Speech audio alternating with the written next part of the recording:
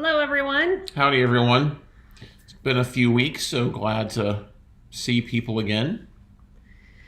Yes, thanks for hanging in there with us. We've had travel and different things going on, so we're happy to be back with you. And it's a nice sunny day here in Omaha. Mid 40s, supposed to get up into the 50s and 60s the next few days, so definitely enjoy that after cold winter blast we had a few weeks ago. Yeah. I think last time we live streamed, we were near 20 below zero air temps, and we are thankful to be through that. Definitely. And to any of you who are in areas like we have family out in Southern California who are getting unseen amounts of rain, just hope that you're staying safe and hoping for some drier weather out there. For sure. So it's a good week for us to come back because we actually have a lot of news to cover. Yes, we do. There's been a lot has happened in the last few weeks, like Netflix acquiring WWE, talks that they might have another price increase in the near future, and then the news that came out Wednesday afternoon about the new sports live sports venture between Disney, WBD, and Fox, and that's we're going to be spending a fair amount of the live stream talking about that and just the different things that are happening as a result of that, and what to expect in terms of pricing and what its impact on streaming and a lot more. So as we're talking about it, we're going to start off with that, and there's a couple different layers that we're going to talk about relative to that. Hey, Artie, good to see you as well. Let us know if you have any questions in the comments, because there is a lot to digest with this news that came out Wednesday afternoon. So if you've not heard, it's been all over. Fox, Disney, and WBD are creating a new live sports streaming platform. Is what the media is calling an unprecedented move to redefine sports in the U.S. They are going to collaborate in sort of a Hulu fashion. If you remember how Hulu launched years ago, it's going to be equally owned between Fox, Disney, and WBD, and consolidating their extensive sports catalogs or offerings, including ESPN Plus, into one single platform. It's supposed to launch by fall of this year, so I've not seen an exact date, so one would assume before the football season, but they're touting it as going to be combining NFL, NBA, MLB, NHL, college sports, PGA Tour, Grand Slam tennis, FIFA World Cup, and a lot more. And it's going to be available through a newly developed standalone app with potential bundling options, including Disney Plus, Hulu, or Max. And while we're going to discuss pricing here, Nicole's going to discuss that here in a few minutes. So details are forthcoming on that.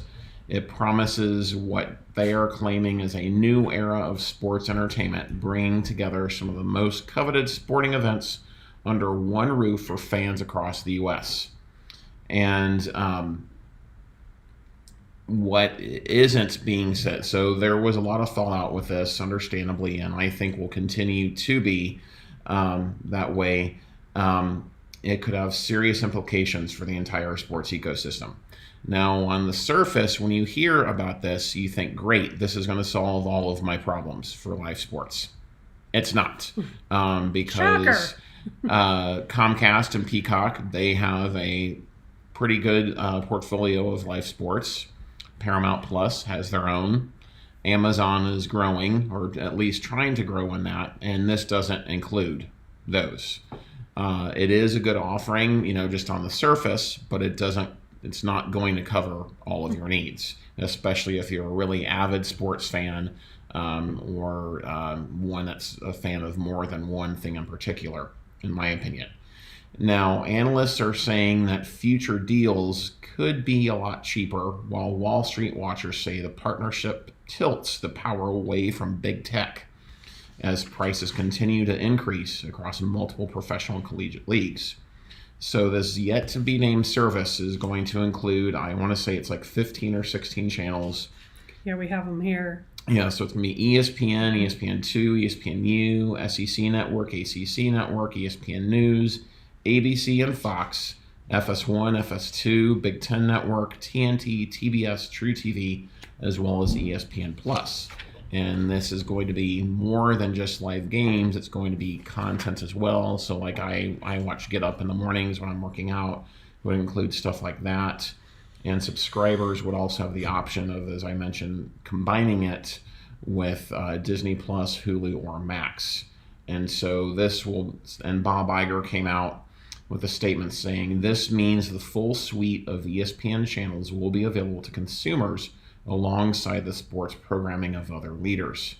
And so like if you watch The Bachelor on ABC, for just as an example, you'll get that too. I mean, you'll be The able, Simpsons, and there's a lot of stuff. It sounds like you're going to be able to stream everything on those, cable channels. Yeah, and without needing a cable plan. Yeah, and really what this is targeted, what analysts are saying this is going towards are the cord nevers. And so Michael Wolf, analyst from Activate Consulting, said that's going to appeal to 40 million households in the U.S. that pay for high-speed internet but don't subscribe to pay TV. They're also claiming that it's also likely to appeal to Amazon, Apple, and Roku that are aggregators, meaning that they would be open to carrying it. And so Fox's CEO, Lachlan Murdoch, came out and said that he believes that the new sports mega bundle created alongside Disney's ESPN and WBD Discovery will allow the company to tap into that market of cord nevers, which he said was as large as 60 million households. He also downplayed the risk that this would accelerate the trend of cord cutting. And then you tie that with Warner Brothers Discovery coming out about a month ago, pushing back the free trial, as it were, of their Bleacher Sports add-on. It makes it an interesting thing. And really, honestly, live sports is the main thing that people watch. That came out, a month or so ago, that 93 of the top 100 most watched shows last year were NFL games. But again, this does not give you everything. And while they might try and spin it as that, as a wide array of different things, it's not going to give you everything. So right. So the first question, though, I think probably on everyone's mind is, what is it going to cost, right? And so even though there's not because it's a new venture and it hasn't launched yet, there's no pricing information yet. But in reading around the internet, and then actually the CNBC article, which was picked up also by Reuters and other places, analysts are predicting it's going to be at least $40 a month, if not more. Could be $50 a month. Probably likely to have introductory pricing that would be lower to entice signups. That's been the streaming model for while they're trying to build up their user base.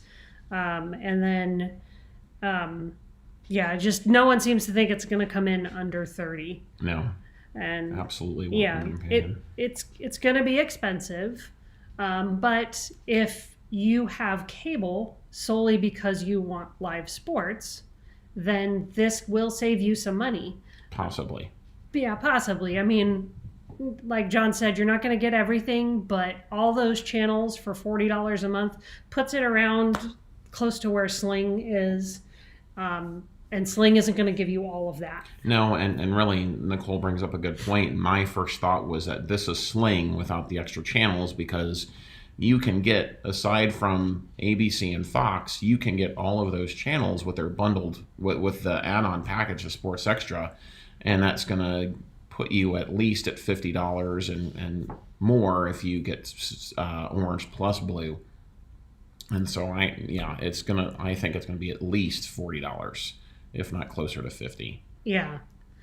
Yeah, and so is it going to be a good deal for you? I mean, that really comes down to how much do you value this content. And for the person that maybe has YouTube TV for part of this and is cobbling together subscriptions on other streaming services, maybe this gives you, 90% of what you want, and you can get it, I hope, in one place. I mean, I think that's the other thing we need to see is what is the user experience going to be like? Do I have one sign-on and then it's got all these channels in there? They need to make it convenient, especially to John's point, if they're trying to get people who are the cord nevers and who have cable and are used to just going to a guide and finding those channels, they're going to have to replicate that experience if they really want to drive signups. Yeah, and then another big thing that comes into this is that NBA is going to be up for another deal, and read reports that NBA and the NFL weren't happy with this launch, that they were kept in the dark, and feel that they were purposely so kept in the dark. And it's interesting and we're going to discuss the ESPN standalone app further or later in the live stream, but it's going to be interesting. And yes, I think someone that could really benefit from this potentially would be someone like Frndly, because they're so cheap. If you want to have some of those lifestyle packages or channels, and there is going to be a very likely, I think, eventually bundling possibilities with this. And Raymond brings up a good point that CW wants to compete as well with free services. They did just quietly launch their own service app, so it's interesting. And Aaron brings up another point here about thinking that it will have enough with an antenna. You'll have NBC and CBS, and if Warner Brothers buys Paramount, CBS will be folded in, and that's certainly possible. It's certainly possible, and really where this, I think, begs the question of what does this say about streaming? And there's a number of things there. What I found interesting was, and Nicole probably posted up here, is Fubo has come out strongly against this, and it's not surprising at all whatsoever, because they pitch themselves as the live sports streaming service, but it's nearly $100, seeing as 98% of their subscribers are forced into an RSN fee. And if you get this bundle and say it's $50 even, and you fold in a Paramount Plus and Peacock to get that sports, and you have Prime, you're still going to be saving money. And it's, the math, I want to say it's like $15-ish a month that you would be saving. And you have an antenna, you're covered largely. But again, I know I bring this up if we're talking about people that have not cut the cord yet. The cost comes into play on what kind of internet plan do they have, because if you're shifting all your watching to streaming, you need to make sure you've got a data plan that will support that without driving your bill through the roof. So that's something for that to be concerned about a little bit for that group. Yeah, for sure. And it's also important to note that this doesn't include Bally networks. Right. And so, that would need to be purchased, and that was included in that math. But what Disney, Fox, and WBD are doing is, and I'll get to that here in a second, Raymond, is that your question is that they are combining to sell their content directly to us as the consumer, instead of relying on pay TV providers as middlemen, so your cable and your streaming services. And this bundling is already increasing across the streaming marketplace. And then also report after report saying that there's a large appetite for cable programming from sources outside of cable channels, especially among younger viewers. So what this is bundling, and we've been talking about it for months. And unfortunately, this also doesn't bring us any closer to a true a la carte model. And I don't know that we'll ever see that. It would be great to see that. That's what we would like to see, but I don't know that we'll ever see that. And also, even while I would like an a la carte approach, it could end up, if we really ever got there, it could end up reducing the overall amount of content that's available, because channels that don't have as big of an audience would just go away because they'd be too expensive to maintain. So part of the one, I guess you could flip it on its head and say one good thing about the bundle is that it allows channels with smaller audiences to still exist because they get the ad money from the big ones. Yeah. So this statement from Fubo they put out, I'll just go ahead and read it. Every consumer in America should be concerned about the intent behind this joint venture and its impact on fair market competition. This joint venture spotlights a concerning trend where an alliance with significant market share, reportedly controlling 60 to 85% of all sports content, could dictate market terms in a manner that may not serve the broader interests of consumers. We believe our robust programming and quality product experience cannot be duplicated by what is likely to emerge from this joint venture. And so there is some truth there, but you can't overlook it all. The issue is that this is a self-serving statement because they see that if Joe Public or Jane Public can go and get what they want for $20 cheaper a month, they're going to do it, unless someone absolutely wants the lifestyle content or absolutely wants news, and there's other options out there to get it for free. So they're seeing the writing on the wall. I think they're practicing some good PR there. Taking the news and trying to put a spin on it that benefits them. But Fubo is one of the highest priced live streaming services. They pass on all the fees to the user and aren't always honest or as upfront as they could be about what the price is. So they'll advertise a price that doesn't include the regional sports fee and stuff. So it's a little bit choice coming from them. Yeah. But it does show you the fear there of how this could really threaten cable and satellite. And really, they've known for some time that people want the Turner networks, yet they fail to add them. They bloat their channel lineup with other channels that people may not necessarily want, or they're forced to gobble down because they want to offer another channel. And they're not offering anything, a lighter package that would still get people some sports that wouldn't cost an arm and a leg. And so, it'll be interesting to see what this does with streaming. And as we've been saying, live sports is what most people want.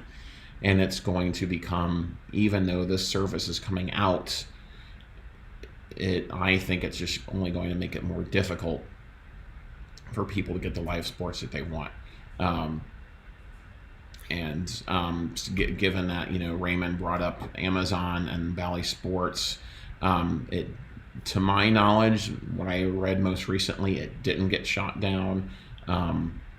So I believe last I read, it is going to happen. I don't believe anything is finalized yet, but I would believe that Amazon would be successful in that, given that they really have an appetite for sports. And so it's, I foresee that happening, but obviously can't predict, but whatever. Can you bring back to the questions, please? Can you see that there? Yeah. Sorry, I'm trying to find our video. I was seeing Andrew's comment there. We actually just released a video this week on how to watch the Super Bowl, so I'm going to just grab that link and share it for y'all. I don't believe we discussed on Roku. On Roku? Yeah. Yeah, so I'm not certain if it's, the last I saw was that it's still going forward in terms of Bally and Amazon. So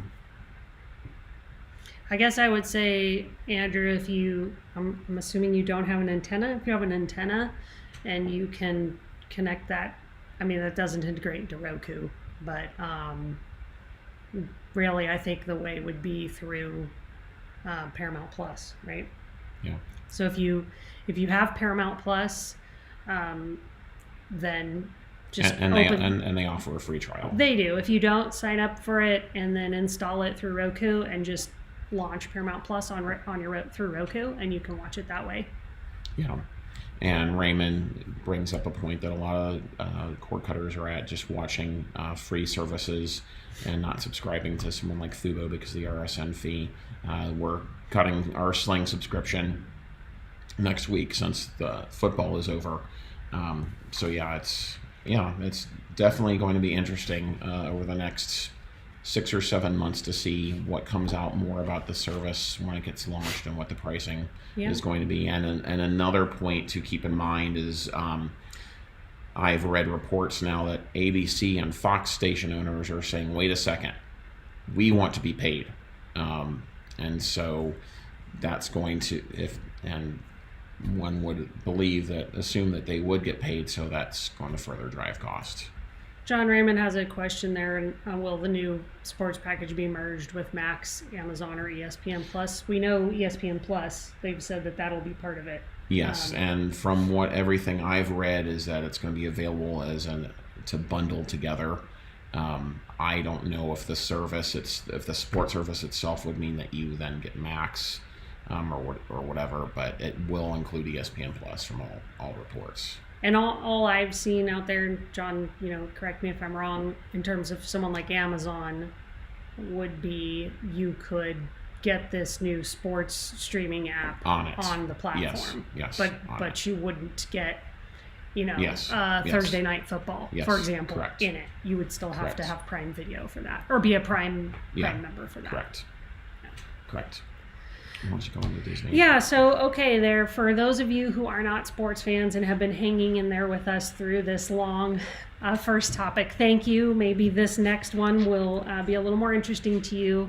Has to do with Disney and their password crackdown that they're starting to roll out, or they're planning to roll out next month.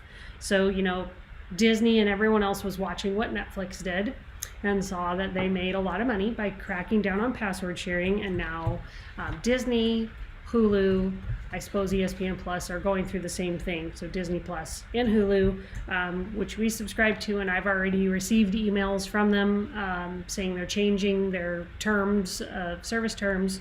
So really, though, in earnest, Disney is planning to begin its crackdown this summer, and then later in the year, they're going to introduce an option for customers to add a member outside their household to their account. So kind of similar to what Netflix did.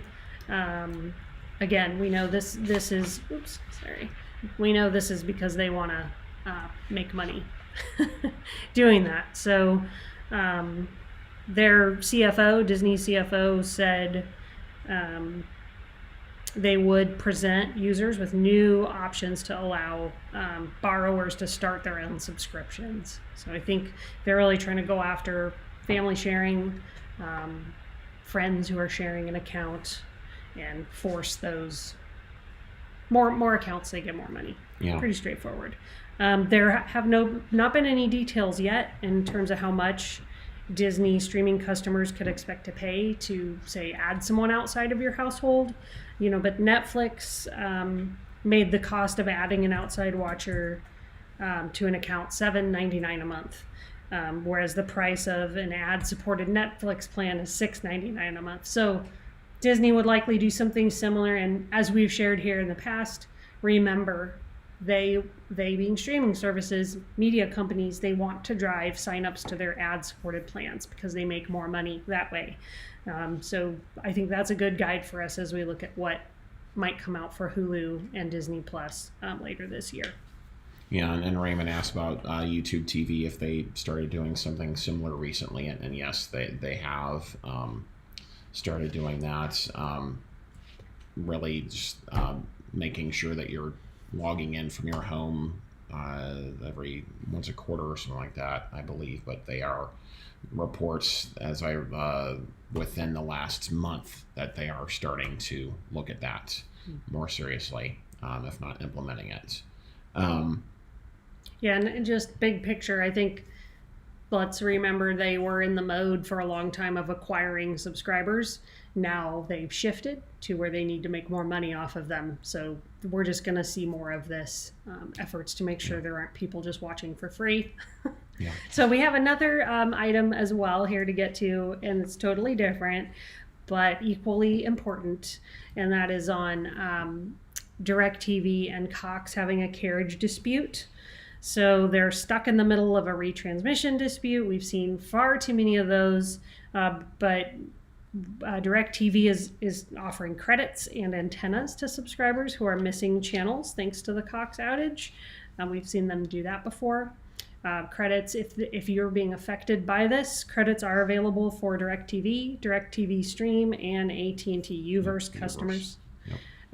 So the issue is 9 Cox-owned broadcast channel affiliates and several independent stations are currently blacked out for DirectTV and DirectTV Stream and Uverse customers in select 13 or 14 markets. Okay. Total. In select markets. So if this is you, you can go to tvpromise.com and you can enter your zip code and you can specify which DirectTV service you are signed up for. And if you are in an affected market, then you will receive instructions on how to get a one-time credit of $10. So. Yeah, and unfortunately, a couple of those markets are CBS stations, and so hopefully for people that want to watch the Super Bowl, they're able to get a workaround, or there's an agreement worked out, but I don't think that that's going to happen. All right, and so if that is you, John, then what would you say someone should do? Should they sign up for Paramount Plus and watch it that way? Yeah, I would do a free trial of that. If you don't have an antenna, I would do a free trial of that. If 4K is important to you, then I would do a free trial of YouTube TV to get CBS, since they're one of the other platforms that are going to be supporting the 4K. And you might be thinking, well, how could I get CBS through Paramount Plus or an antenna or YouTube TV, but I can't get it through my cable provider, which is DirectTV? It's because DirectTV is having the carriage dispute issue with Cox, who owns these stations. Cox is not having this dispute with YouTube TV, so that's an unfortunate reality of this. Yeah. And our last thing, I'll touch on the Super Bowl at the end, but Disney came out with their earnings this week, and they're boosting their cash dividend by 50%, and so stock was up as a result.